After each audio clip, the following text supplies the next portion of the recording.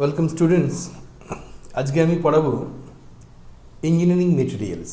তোমাদের এই সাবজেক্টটা শুরুই হয়নি এখনো। আমরা থার্মোডাইনামিক্স শুরু করেছি, আমরা স্ট্রেংথ মেটেরিয়ালস শুরু করেছি, এই সাবজেক্টটা শুরু হয়নি এখনো। আমরা কিছুটা পড়িয়েছি, ম্যানুফ্যাকচারিং প্রসেস পড়িয়েছি, এই সাবজেক্টটা শুরু হয়নি, এটা আমি আজকে শুরু করব। তোমরা স্ক্রিনে দেখতে পাচ্ছ আমাদের একটা পাতা, আমার একটা খাতার পাতা, আমার নোটের পাতা। এইটা দেখে তোমাদেরকে করতে হবে, টুকতে হবে আর কি। যাই হোক, এখান থেকে দেখো, এখান থেকে তোমাদেরকে রেডি করতে হবে। আমি classification of engineering material. Engineering material কি, মানে যে কোনো যেসব মেটেরিয়াল ইঞ্জিনিয়ারিংয়ে লাগে তাদেরকে বলে ইঞ্জিনিয়ারিং মেটেরিয়াল। ইঞ্জিনিয়ারিংয়ে কী কী মেটেরিয়াল লাগে? সবই লাগে, ইট, কাঠ, পাথর, লোহা, প্লাস্টিক, সব কিছু। তো ইঞ্জিনিয়ারিংয়ে লাগে ইঞ্জিনিয়ারিং মেটেরিয়াল, মানে যে কোনো মেটেরিয়ালই ইঞ্জিনিয়ারিং মেটেরিয়াল, যে কোনো না কোনো কাজে সেটা লেগে যায়, সে রাবার থেকে শুরু করে সব কিছু। তার কিছু ক্লাসিফিকেশান আছে। ক্লাসিফিকেশানটা কি? এক নম্বর কি মেটালিক আর নন মেটালিক, মানে ধাতব অধাতব, মেটালিক নন মেটালিক। তারপরে কি আছে? ফেরাস নন ফেরাস। মেটালিকের দুটো ভাগ, ফেরাস নন ফেরাস। ফেরাস মানে কি? লৌহজাত আর লোহা ছাড়া। ফেরাসের মধ্যে আছে স্টিল, কাস্ট আয়রন। স্টিল হচ্ছে আয়রন এবং কার্বনের, এই যে ফেরাসের আয়রন এবং কার্বনের যে অ্যালয় তৈরি হয় তাকে স্টিলও বলে, কাস্ট আয়রন বলে। স্টিল হচ্ছে 2.1% পর্যন্ত কার্বন যদি মানে লোহার মধ্যে থাকে তখন তাকে বলবো স্টিল, আর 2.1%-এর বেশি কার্বন থাকলে তাকে বলবো কাস্ট আয়রন। এবার এই স্টিলকে আবার দুরকম ভাগে ভাগ করা যায়, plain carbon steel, alloy steel. শুধুমাত্র কার্বন আর লোহা নিয়ে যে স্টিল তৈরি হয় তাকে বলে প্লেন কার্বন স্টিল। আর কার্বন লোহা ছাড়াও ধরো তোমার ক্রোমিয়াম, নিকেল, ভ্যানাডিয়াম, মলিবডেনাম, এই ধরনের কিছু অ্যালয়িং এলিমেন্ট দিয়ে যখন করা হয় তাকে বলবো অ্যালয় স্টিল। এবার কাস্ট আয়রন। কাস্ট আয়রনকে কটা ভাগে ভাগ করা যায়? 4টে ভাগে। কী কী?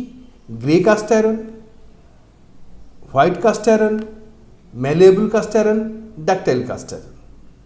ঠিক আছে?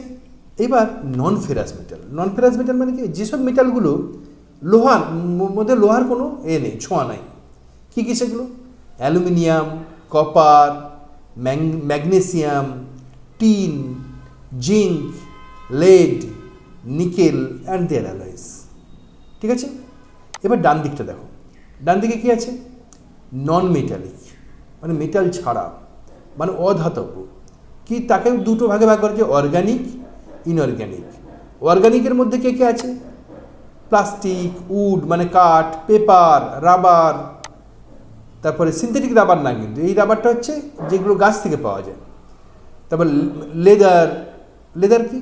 মানুষের চামড়া, মানে গরুর চামড়া, যেই সব চামড়া টামড়াগুলো লেদার, সব কিন্তু অর্গানিক। আর কি? Petroleum products. ইনঅর্গানিক মেটেরিয়ালগুলো কী কী? Minerals, cement, glass, ceramic, graphite, এগুলো সব ইনঅর্গানিক। গ্রাফাইট তুমি জানো কার্বন থেকে হয়েছে, কার্বনের একটা অ্যালোট্রপি বা বহুরূপতা। ওকে, নেক্সট স্ট্রাকচার অফ মেটেরিয়ালস।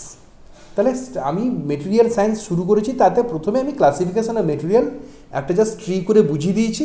সেই ট্রিটা হচ্ছে এইটা, যে ইঞ্জিনিয়ারিং মেটেরিয়াল তাকে দুটো ভাগে ভাগ করা যাচ্ছে, একটা হচ্ছে মেটালিক আর একটা হচ্ছে নন মেটালিক। আর তারপরে মেটালিককে দুভাগে ভাগ করা যাচ্ছে, একটা ফেরাস আর একটা নন ফেরাস। ফেরাসকেও দুভাগে ভাগ করা যায়, স্টিল, কাস্ট আয়রন। স্টিলেরও ভাগ আছে, কাস্ট আয়রনেরও ভাগ আছে। এই ভাগগুলো জাস্ট একটু মনে রাখা, একটু লিখে লিখে প্র্যাকটিস করা, মাঝে মাঝে দিয়ে দেয় যে ক্লাসিফাই ইঞ্জিনিয়ারিং মেটেরিয়ালস। এবার structure of materials. Structure of materials কী বলছে? It in crystalline solid the atoms making up the crystal arrange themselves in a definite and orderly manner and form. বলছে কি, ক্রিস্টালাইন যে সলিডগুলো থাকে তাতে কি হয়, মেটেরিয়ালগুলো তাদের যে অ্যাটমসগুলো সেগুলো একটা অর্ডারলি ম্যানারে, মানে একটা নির্দিষ্ট শৈলীতে সাজানো থাকে, ঠিক আছে, এবং একটা রূপে থাকে। This definite and orderly manner and form of atom producing geometric shape is called space lattice. এই যে ফর্মগুলোকে, এইগুলোকে বলে স্পেস ল্যাটিস আছে। দেয়ার আর 7 বেসিক ক্রিস্টাল সিস্টেম, মোটামুটি 7টা বেসিক ক্রিস্টাল সিস্টেম আছে। সেই ক্রিস্টাল সিস্টেমগুলো দিয়ে আমরা 7টা বেসিক ক্রিস্টাল সিস্টেম কী কী?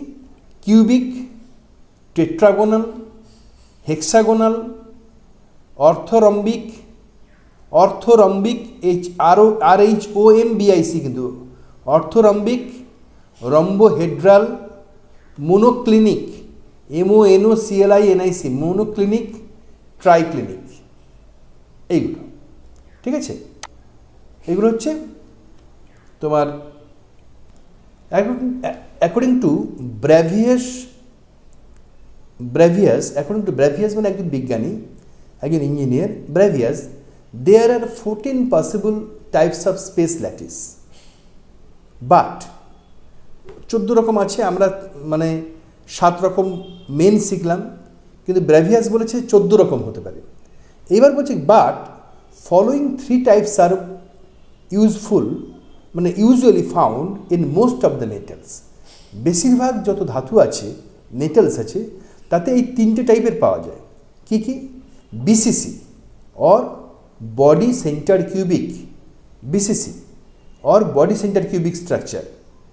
এইটা কীরকম দেখতে হয়? এইটা একটা ধরো কিউবের মতো দেখতে, এই যে কিউবটাকে ধরো, এই যে কিউবের মতো দেখতে, এর 8টা কোণ, এই 1 2 3 4 5 6 7 8, এই 8টা কোণে 8খানা অ্যাটম আছে, কিন্তু 8টা অ্যাটম তো থাকবে না, কারণ একটা তো এরকম কিউব থাকছে না, এরকম কিউব পরপর সাজানো আছে। তাহলে একটা বলো তো, এই একটা কোণের সঙ্গে কটা কিউব লেগে থাকতে পারে? একটা কোণের সঙ্গে নিচে 4টে থাকবে, এই এর সঙ্গে এই দিকে আরেকটা থাকবে, ওই দিকে একটা থাকবে, নিচে থাকতে, এবং এর উপরে আরও 4টে থাকবে। তাহলে একটা কোণের সঙ্গে 8খানা কিউব লেগে থাকতে পারে। তাহলে এখানে যে অ্যাটমটা আছে, সেই অ্যাটমটা একটা কিউবে 1/8 পার্ট থাকবে। তাহলে 8টা কোণে কটা পার্ট থাকবে? 1/8 × 8, তাহলে number of atom per unit cell 1/8 × 8, মানে আবার একবার বলছি শোনো, প্রত্যেকটা কোণে একটা অ্যাটমের 1/8 পার্ট আছে। তাহলে 1/8 মানে 1/8 × 8, 8টা কোণ, তাহলে টোটাল কটা হলো? একটা অ্যাটম, প্লাস এর মাঝখানে যে বডি সেন্টার, মানে কি এর বডির মাঝখানে আরেকটা গোটা অ্যাটম আছে। তাহলে টোটাল অ্যাটম কটা থাকবে? তাহলে একটা BCC স্ট্রাকচারে টোটাল অ্যাটম থাকবে 2টো।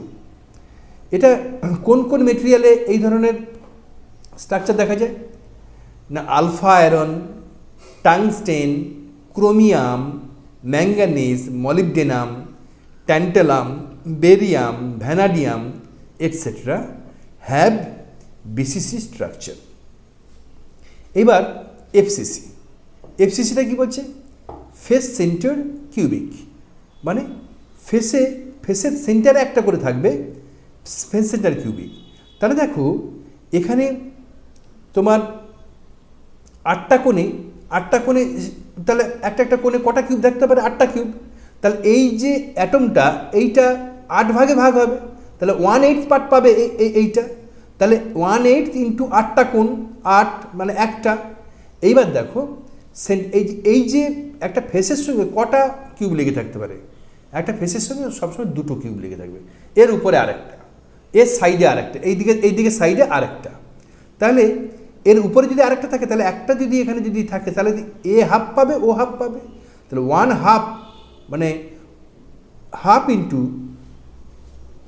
কটা সাইড হয়? 6টা সাইড, 6, তাহলে 3, তাহলে 1 + 3 = 4।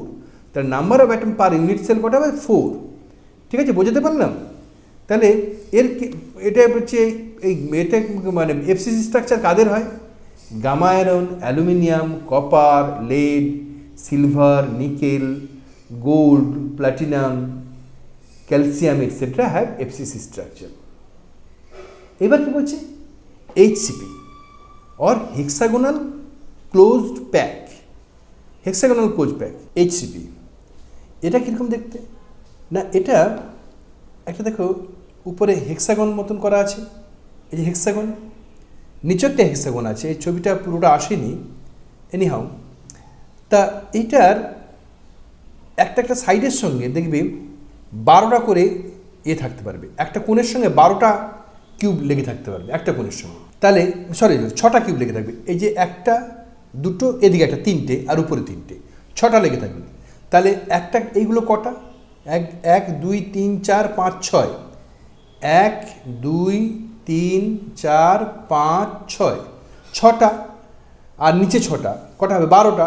তাহলে 1 এর 6 × 12 কটা হবে, তাহলে 2টো। তাহলে এইটা 2টো, মানে এই কোণগুলোতে আছে টোটাল 2টো, আর উপরে হাফ নিচে হাফ, তাহলে একটা, তাহলে 2টো একটা 3টে, আর মাঝখানে 3টে আছে। Number of atom per lattice তাহলে কত আছে, তাহলে টোটাল 6টা। কী করে দেখো, এই ভেতরে 3টে, এর মধ্যে 3টে, আর প্রত্যেকটার সঙ্গে আছে 6টা করে কিউব লেগে থাকবে, 6টা করে ল্যাটিস লেগে থাকবে। তাহলে 6টা তো থেকে এটা 1 এর 6, এটাও 1 এর 6, এটাও 1 এর 6, এটা 1 এর 6, এরকম 12টা আছে। 1 এর 6 × 12 মানে 2টো, আর মাঝখানে 3টে, 3 2 5, আর এই একটা 6টা। তার এই যে হেক্সাগোনাল ক্লোজ প্যাক কোন কোন মেটেরিয়ালে দেখতে পাওয়া যায়, zinc, magnesium, cobalt, cadmium, antimony, bismuth, beryllium, titanium etcetera, এগুলো হবে। ঠিক আছে, নেক্সট এবার হচ্ছে কিছু আমরা যে পড়েছিলাম, মানে প্রপার্টিজ অফ মেটেরিয়াল, সেই প্রপার্টিজ অফ মেটেরিয়াল কিছু তোমাদের ফার্স্ট ইয়ারে আমি পড়িয়েছি। হার্ডনেস, হার্ডেনেবিলিটি, ব্রিটেলনেস, ফ্যাটিগ, এইগুলো তোমাদের কিছু পড়তে হবে, এগুলো মুখস্থ করতে হবে। তোমরা আগেও পড়েছো, তবে এগুলো একটু দেখে নাও। A hardness, it is the property of a material by virtue of which it resist scratching, penetration, abrasion and indentation or on it. ঠিক আছে, hardness of a material is measured by Brennan hardness number BHN, Vickers hardness number VHN, Rockwell hardness number RHN. এবার হচ্ছে hardenability. Hardenability কাকে বলছে? It indicates the degree of hardness that can be imparted to material by the process of hardening. Hardening বলে একটা process আছে hit ট্রিটমেন্টে, সেই process করে যদি কোনো মেটেরিয়ালকে সহজে হার্ড করা যায় তখন তার হার্ডেনেবিলিটি বেশি বলবো। হার্ডেনেবিলিটি হচ্ছে degree of hardness that can be imparted. The hardenability of steel depends on effect of austenitic grain size. তাহলে অস্টেনাইটিক গ্রেন সাইজের উপরে নির্ভর করে, কার্বন কন্টেন্ট, কার্বন কতটা আছে তার উপর নির্ভর করে, আর অ্যালোয়িং এলিমেন্ট কী কী আছে তার উপর নির্ভর করে। Hardenability of a material is measured by Jominy end quench test. Jominy end quench test এটা দিয়েও করা হয়। 2 নম্বর কি, গ্রসম্যানস ক্রিটিক্যাল ডায়ামিটার মেথড, আর কি ফ্র্যাকচার টেস্ট। এই 3টে টেস্ট দিয়ে আমরা হার্ডেনেবিলিটি মেজার করতে পারি। A steel is said to have high hardenability if austenite of the steel is transformed into martensite even at relatively slow cooling rate. মানে খুব ধীরে ধীরে ঠান্ডা করলেও যদি অস্টেনাইট যদি মার্টেনসাইটে কনভার্টেড হয়, এবার অস্টেনাইট কি মার্টেনসাইট কি এগুলোও পড়তে হবে, পরবর্তীকালে আসবো আমরা, তোমরা জানো না, যাই হোক এটা মাথায় মুখস্থ করো আর কি। এরপরে যে ব্রিটেলনেস, ফ্যাটিগ এগুলো তোমাদেরকে পড়িয়েছি আগে, আমি এটা নিয়ে আর বেশি বলছি না, তোমরা এখান থেকে দেখে দেখে টুকে নিও। Next, ferrous metals. Ferrous metals কাকে বলছে? ফেরাস মেটাল বলছে কাকে না, যেসব মেটেরিয়ালের মধ্যে আয়রন আছে তাকে বলছে ferrous metal. The pure iron is known as alpha iron or ferrite. Pure আয়রনকে আলফা আয়রন বলা হয় অথবা ফেরাইট বলা হয়। Which is soft and ductile, যেটা খুব নরম এবং ডাকটাইল। ডাকটাইল মানে টানলে লম্বা করা যায়, টেনে লম্বা করা যায়। But when alloyed with other elements the properties are improved. যখন অন্যান্য এলিমেন্টসের সঙ্গে ওটা অ্যালয় হয়, সংকর ধাতু তৈরি করে, তখন কিন্তু এর প্রপার্টি ইমপ্রুভ করে। যেমন ইস্পাত অনেক শক্ত, ইস্পাতে কী থাকে, আর এ থেকে আয়রন থাকে আর কার্বন থাকে। আচ্ছা, when iron alloyed with carbon then the steel is known as plain carbon steel. তাহলে স্টিল কাকে বলছে? যার মধ্যে কার্বন এবং আয়রন আছে তাকে বলছে স্টিল। স্টিল মানে আমরা বাংলা যাকে ইস্পাত বলি। এবার বলছে কি, যদি শুধু কার্বনের সঙ্গে অ্যালয় করে কোনো লোহা, তখন তাকে বলবো plain carbon steel. The maximum amount of carbon that can be alloyed with iron হবে এটা, হ্যাঁ, এই কথাটা হবে iron, not carbon. The maximum amount of carbon that can be alloyed with iron is 6.67%. Alloys contains up to 2% carbon are known as steels. তাহলে still কোন অ্যালয়গুলোকে still বলবো? যে অ্যালয়ের মধ্যে মাত্র আমরা যদিও থিওরিটিক্যালি জানি 2.1%, তো মোটামুটি 2% কার্বন পর্যন্ত, 2.1% কার্বন পর্যন্ত আমরা বলতে পারি সেটা স্টিল। কেউ বলতে পারে 2.1%, কেউ 2%, বিভিন্ন বই বিভিন্ন রকম লিখেছে, ঠিক আছে। And alloys containing more than 2% carbon is called cast iron. 2.2% থেকে কত দূর পর্যন্ত যেতে পারবে? না 6.67% পর্যন্ত যেতে পারবে। Besides carbon, these alloys also contain small amount of manganese, sulfur, phosphorus, silicon. They are generally considered as impurities. সেগুলো কিন্তু impurities হিসেবেই আমরা ধরে নিই, ঠিক আছে। এবার এই যে impurities and hence need to be controlled, এগুলোকে কন্ট্রোল করা উচিত। There are 3 classes of plain carbon steel. Plain carbon স্টিলকে আবার 3 ভাগে ভাগ করা যায়। কী 3 ভাগে ভাগ করা যায়? Low carbon steel, medium carbon steel, high carbon steel. Low carbon steel কাকে বলছে? যে স্টিলের মধ্যে 0.3% পর্যন্ত কার্বন থাকবে, যে স্টিলের মধ্যে 0.3% পর্যন্ত কার্বন থাকবে, তার কম্পোজিশন এটা। তাই কম্পোজিশন এবং অ্যাপ্লিকেশন এই দুটো পার্ট পড়তে হবে তোমাকে। কম্পোজিশন কি? আপ টু 3% কার্বন থাকবে। আর this is generally known as soft or mild steel. এই লো কার্বন স্টিলকে মাইল্ড স্টিলও বলা হয়। They are tough but not resistant to wear. এগুলো টাফ মানে হুট করে ভেঙে যাবে না, কিন্তু ক্ষয়ে যেতে পারে। মানে নট রেজিস্ট্যান্ট টু ওয়্যার মানে ক্ষয় রোধক নয়। This are easily formable. This steel are responsive to heat treatment. এই ধরনের স্টিলগুলো হিট ট্রিটমেন্ট করা খুব দুঃসাধ্য। এবার লো কার্বন স্টিল কোথায় কোথায় ব্যবহার করা হয়? Forging, stamping, structural section, cold bending, riveting. এই যে আমাদের গ্রিল হয়, এটা সাধারণত লো কার্বন স্টিল দিয়েই হয়। Product such as screws, nails, nuts, bolts, washers, wire fence মানে বেড়া, মানে যে তারের বেড়া যে দেওয়া হয়, light and heavy structural members, এইগুলো কিন্তু লো কার্বন স্টিল দিয়ে বানানো হয়। এবার মিডিয়াম কার্বন স্টিল কি কম্পোজিশন কি? 0.3 থেকে 0.6% কার্বন থাকবে। তার ক্যারেক্টারিস্টিক্স কি?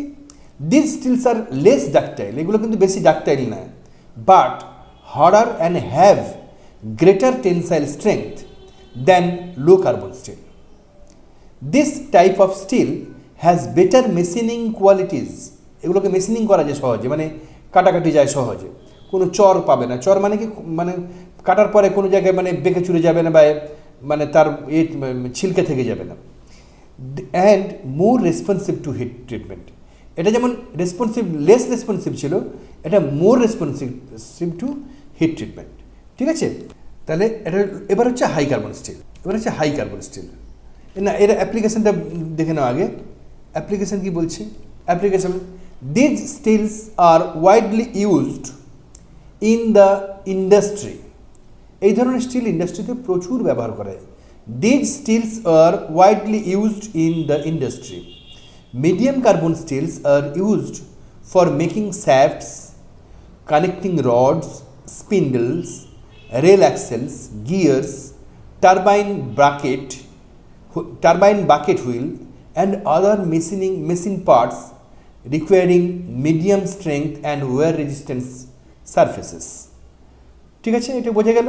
Next, high carbon steel. High carbon steel কাকে বলছে? তাহলে 0.6 to 1.7% কার্বন। তাহলে হাই কার্বন স্টিলে 0.6 থেকে 1.7% কার্বন থাকে। তাহলে আমরা বলছিলাম স্টিল কাকে বলবো? 0.6 থেকে 2.1% পর্যন্ত কার্বন। কিন্তু দেখো হাই কার্বন স্টিলে 1.7% কার্বন থাকলে আমরা তাকে হাই কার্বন স্টিল বলে দেবো। ঠিক আছে, যাই হোক, ক্যারেক্টারিস্টিক কী বলছে? This type of steels has high and are harder than high strength, এটা হাই স্ট্রেংথ হওয়ার কথা আর কি।